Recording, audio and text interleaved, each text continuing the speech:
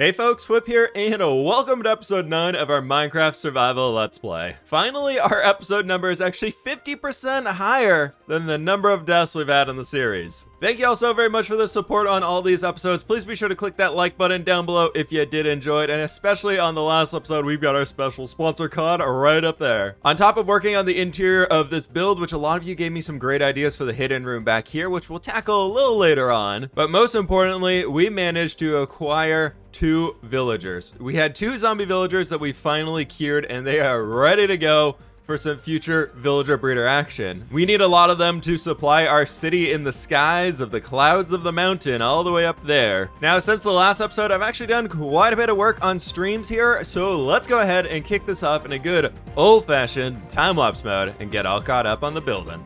I really got the itch to dive back into some terraforming and working on the cliff house a lot more, so we came over here and transformed all of the sand and everything and actually brought it out, creating a cool little cliff, and built a custom tree and did a lot of work down on the beach. But as we're going throughout this, I wanted to quickly mention my second channel, fWhip 2, and what's going on over there is I'm going to be uploading stream highlights moving forwards. Instead of the full stream replays, those are still available on Twitch if you can't catch it live, but if you want to get a gist of what happened in the 3 to 4 hours of the stream and say about 20 minutes and see the best bits of it, check out my second channel. There'll be a link down in the description below to fWhip 2 TWO at the end of it, and I really hope you all do go check that one out. But anyways, over here we've got this awesome little dock coming in. We're building up a cool little boat, and I just love the atmosphere we're creating here.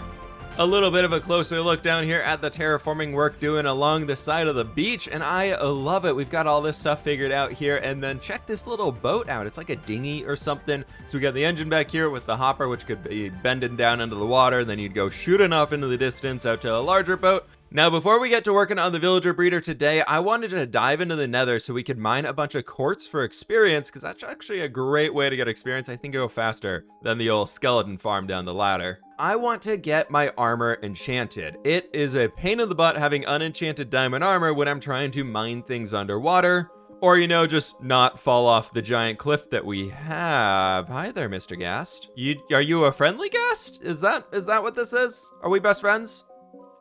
No, we're not. Haha, sucker! But having some feather falling for things like that would be very nice. I've got our Fortune 3 iron pickaxe here, which I'll use until it's almost broke. Now, quartz is going to be very important as we're moving forward as a building block, because smooth quartz I think is going to fit very, very well into the build theme I have in mind. Oh, it's another chicken. Moving forward with the city up on the cliff, so, you know, gathering experience this way is going to help us out a lot in the future too. Not even 5 minutes later, we're already almost up to level 20. If you're playing in a single player world, or even just like a newer multiplayer server, this is probably one of your quickest ways to get up to level 30 for early game enchanting. Just throw some gold boots on and run around in Nether wastes, and you can get so much experience so quickly. And there it is, level 20. Oh my gosh, only 10 more levels to go, and look how much quartz we have. That's off of using Fortune 3, so we realistically have not farmed that much. Oh, please no. First shot. Oh, so good. Oh, that's lava. I think these last little bits of quartz down here might be able to get us all the way up to level 30. Maybe with going and feel the skeletons in the Soul Sand Valley as well, but this has been so fast. It's been less than 10 minutes of going from level 8 to level 28. There we go. We're just a few bars away from hitting level 30, and we can go get back into doing some enchanting. Oh, that's gonna be so nice. Honestly, I think I might, since this is going so fast, I think I might get up to level like 33 or 36 and see if we can at least do a few of the pieces at once. Let's see if we can do it while killing a mob instead. At least be able to hit 30 off of killing something. Oh, it's gonna be close. Are you gonna do it? Are you gonna do it? Yes, come on. Oh, come on, please. Yes, there we go, level 30.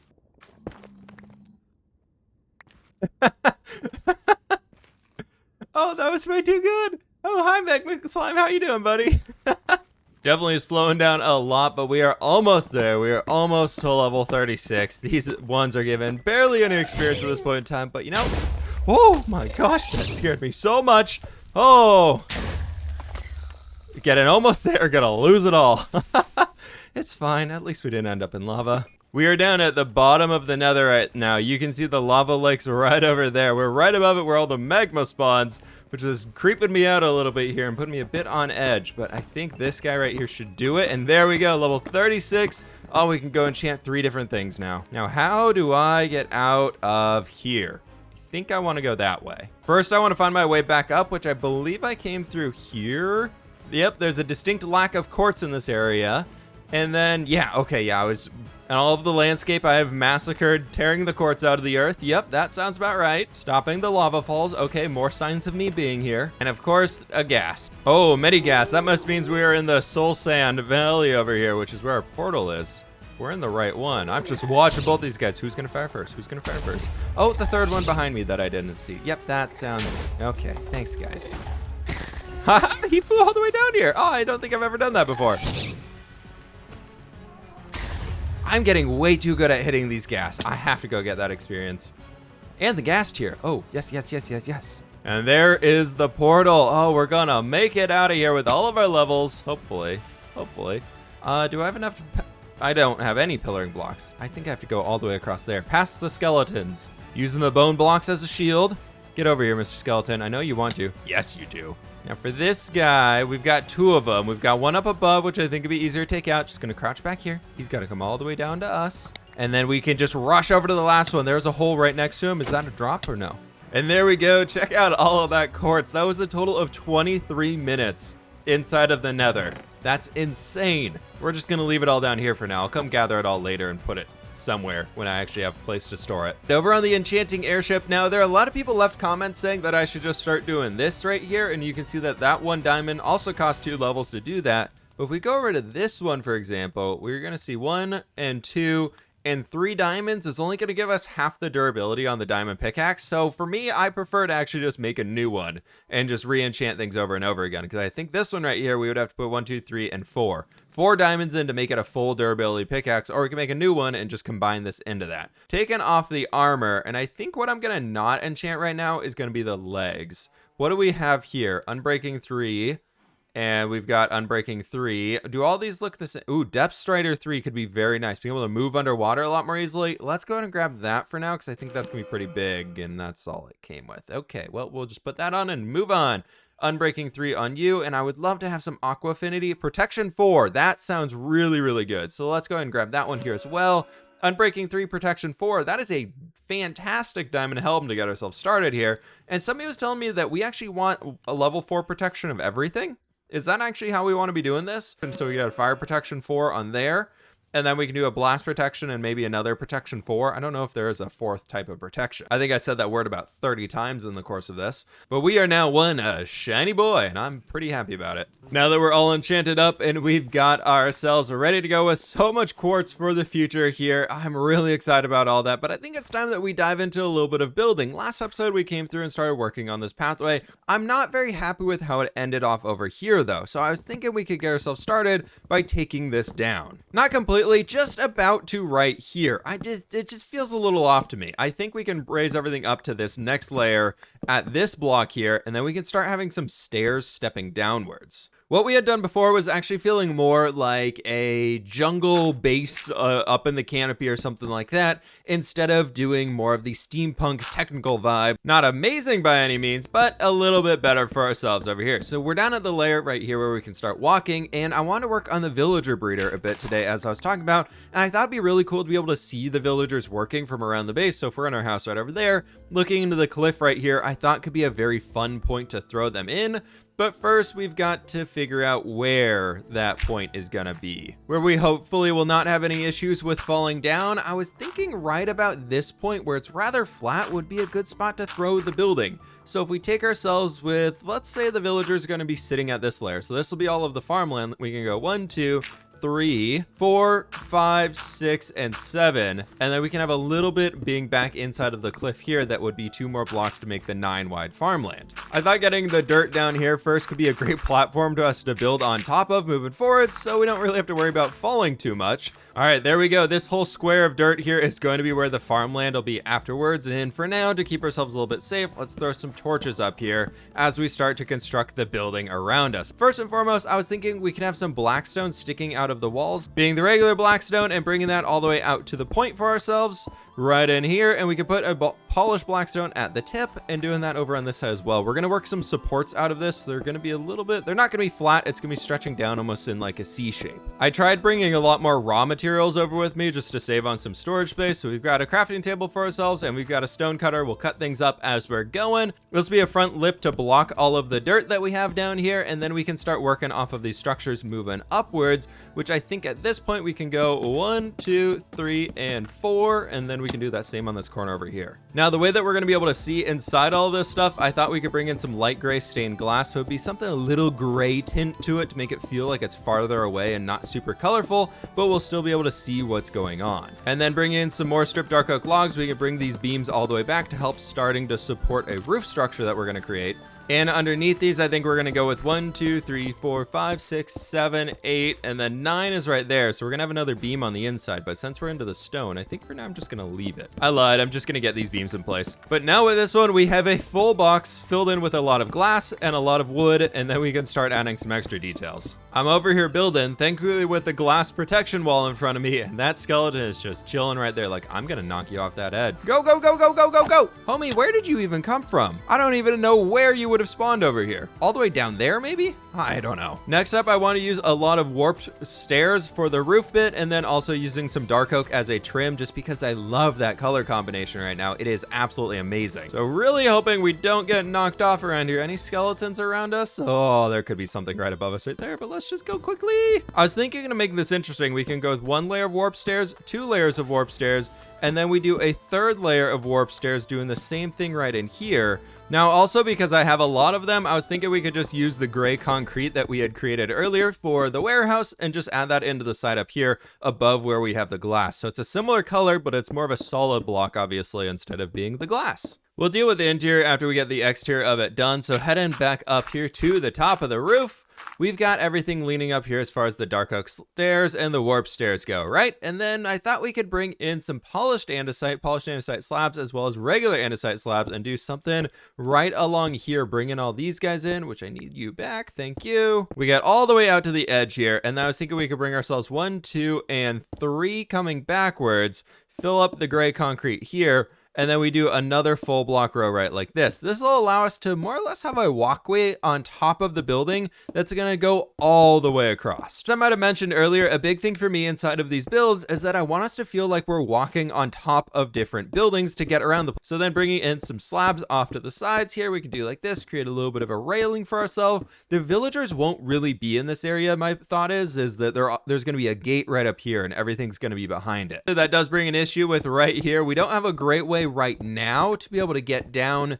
to our previous point, but I think we can cut open a pretty cool hole or tunnel throughout here, something like what we did over at the water mill, and actually have this being the access point from that staircase we just created. Throwing some final buttons in the build, we can see what the build is looking like from far away, and I think it's absolutely fantastic. And with that, we've now got a temporary walkway to get ourselves up there and back down, and then we can run back into the building we've been working on itself. And then up there where we have the light gray concrete, I was thinking we could bring out a few more of the dark oak logs. I might be a little short of them, to be honest, and chuck them in right here just to add some extra framework. That is not an axe, that's a piece of stone. I'll need to grab a few more dark oak logs for us, but I thought another cool thing we could do is adding in some hanging lanterns down here. Not sure if it's going to give enough light for the entire farmland area quite yet. And there we go. The interior of this place is ready to bring in some farmers, get some carrots planted down here. It's going to look really cool here soon. And then we can take some of the blackstone here, and I want to build a few. Let's go just I think I want to go with the polished blackstone brick stairs. That could be kind of cool.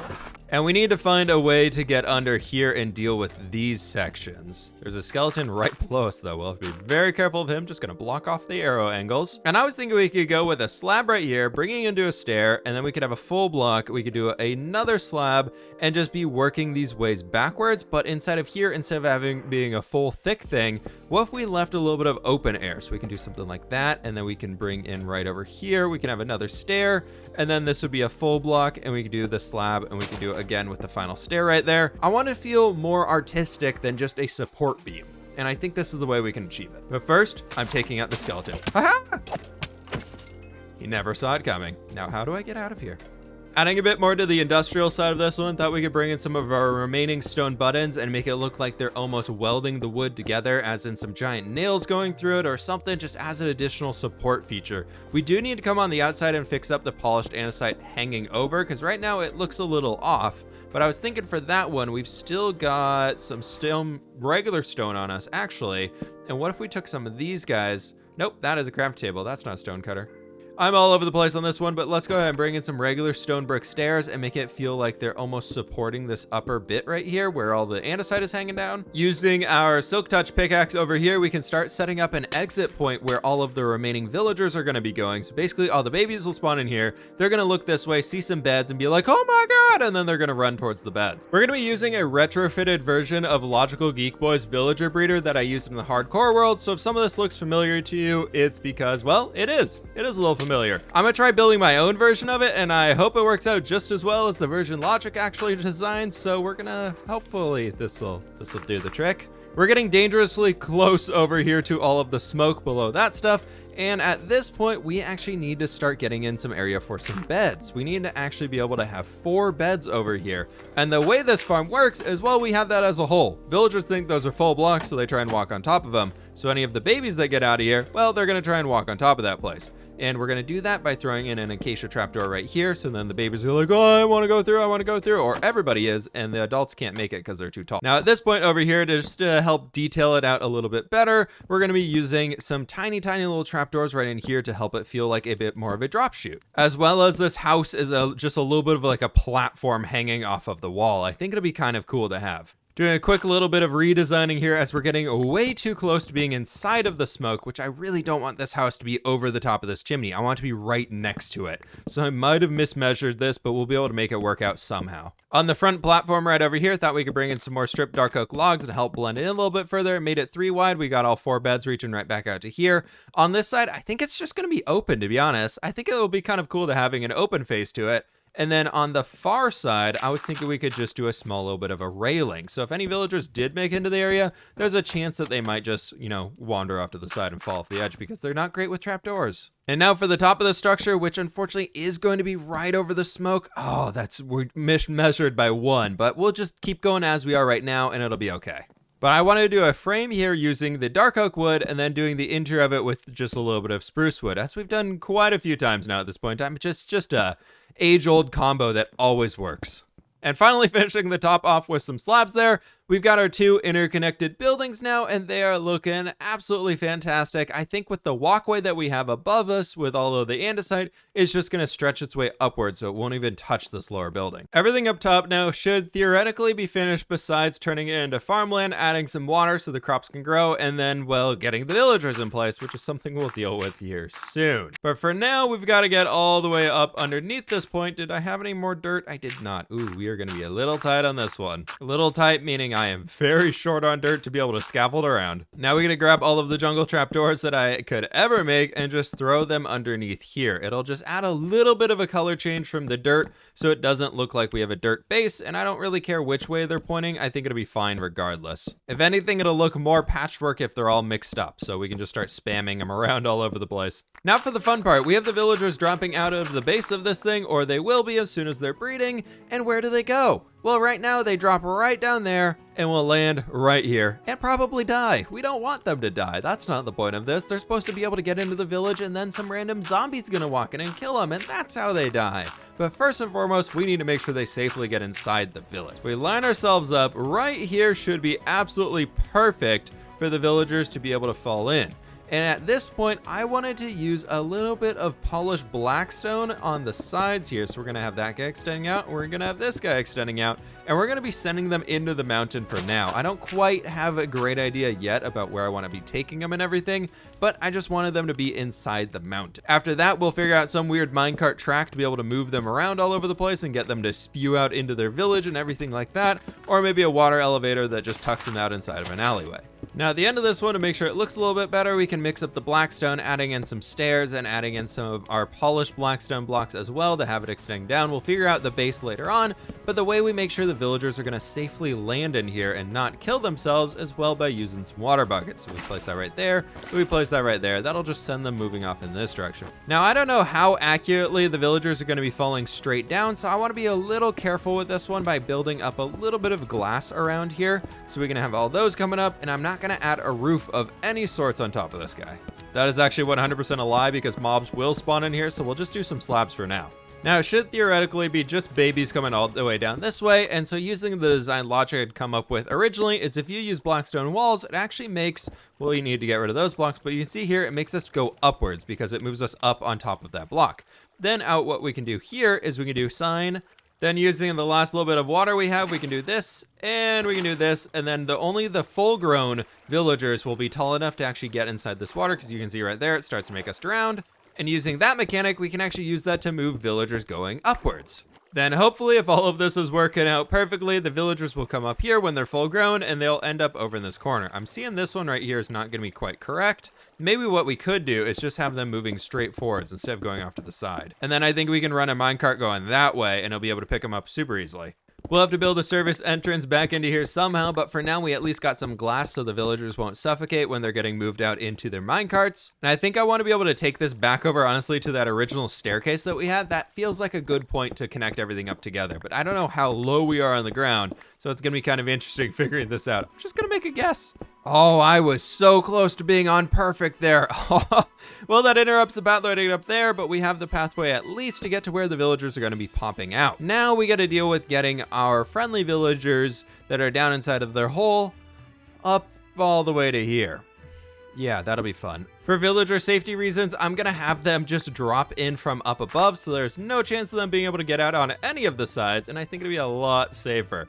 So if we start working our way with some rails, as well as some powered rails here going all the way back down, hopefully they are still alive. Yes, they are. How are our villager buddies doing? You guys ready to go on a trip? Ready to go on a trip on your favorite rocket ship? We only have one in a minecart. All right, well, buddy, you gotta be the first one to go all the way up. Look at you. Oh my gosh, keep going. Looks like it's working, and he is in the villager breeder. I've got the minecart back so we can get the second one up there, and I can actually take down this dirt pillar at the same time. Villager number 2 is off on their way all the way up, and look at them zooming in there, and they are good to go as well.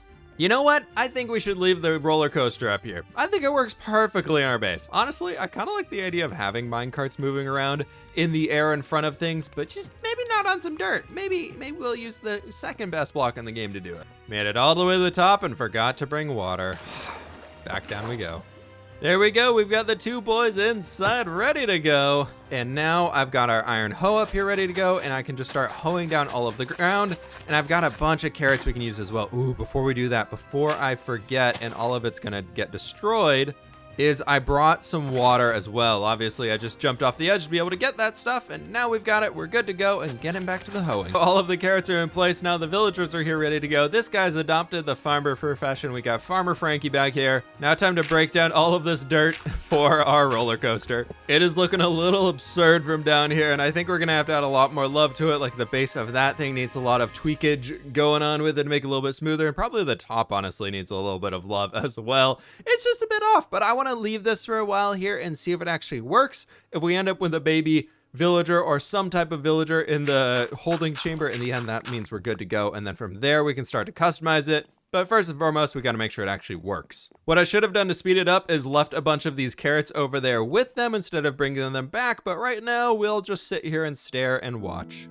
Welcome to the story of being really, really bored while waiting for villagers to breed. It's a very eventful one. I think you'll enjoy it. First off, I started by building a giant steampunk gear underneath the villager breeder to fill the empty space, and still no villagers. After that, I came down here and added some hanging chains and things, and just added some things to spruce up the area, still no villagers.